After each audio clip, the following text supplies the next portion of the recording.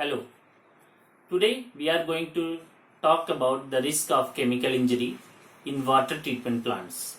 We will see the different stages of water treatment and identify those that involve the use of corrosive and irritant chemicals.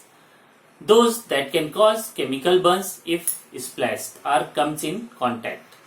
Industrial or domestic wastewater is collected by a sewerage network to be treated in a treatment plant before being discharged into the natural environment or re-injected into a circuit. These wastewater treatment plants are now very present around us. In some sectors, the use of water is so intense that these industries have water treatment systems directly on their site. For example, food, chemical industry, paper industry, etc. They have diverse and complex systems. Here we go describe the most common stages encountered ranging from the initial pre-treatment to final treatment. The pre-treatment generally consists of three stages: screening, grit removal and degreasing.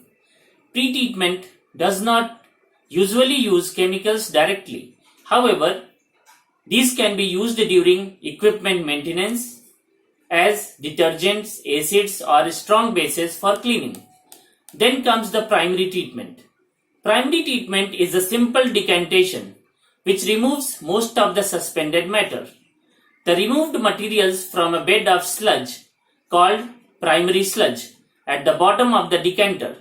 This sludge will then be treated, and among the possible treatments, chemical stabilization can be achieved using lime, which is a corrosive product. Secondary treatment is most commonly done biologically, but a physicochemical route can replace it.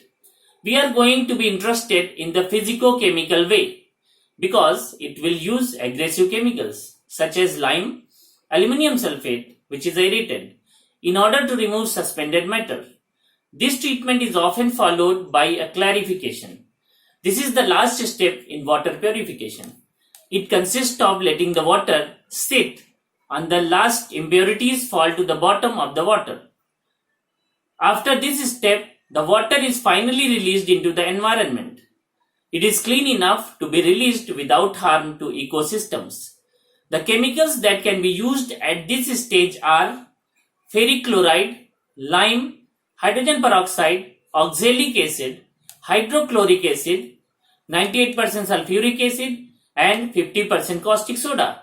The latter two being used in most cases to stabilize the pH of the water.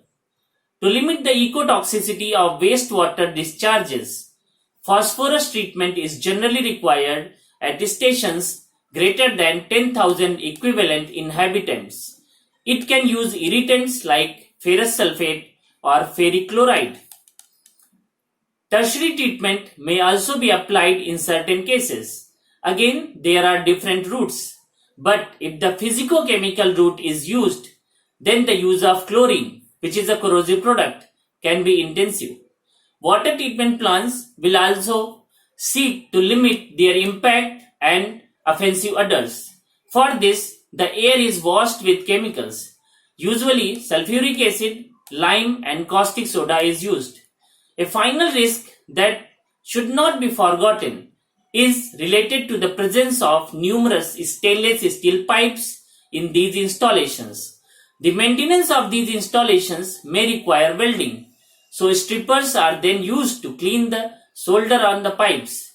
These pastes are generally composed of nitric acid, which is a corrosive product, and hydrofluoric acid, which is a corrosive and toxic product. This risk is very specific. Do not hesitate to watch the other pre-war videos to inform yourself about the danger of this product.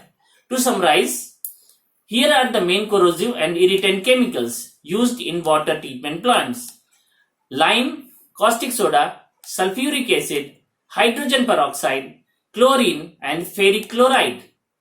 Training your staff at their own risk and wearing suitable PPE will always be your best ally to avoid an accident involving the projection or contact of a chemical product. However, zero risk does not exist. Hence, the importance of having a versatile decontamination solution that will stop the aggressiveness of all these chemicals. In the event of projection or contact with one of its products, we recommend the use of diphoterine solution. Do not hesitate to consult our website for more information on its action and how it works. Aside, chemical risk is not the only risk present on stations. One of the major risks is also the risk of slipping. Slipping accident can cause by the use of flocculant, a powder used for the treatment of suspended matter or particles which when mixed with water gives an extremely slippery viscous liquid. This product once on the ground is very difficult to pick up and which leaves after cleaning a slippery residual film. Don't hesitate to watch our video on the polycaptor absorbent, which will be able to dry the soil without residue and gives you a slip resistant surface. Thank you and have a good day.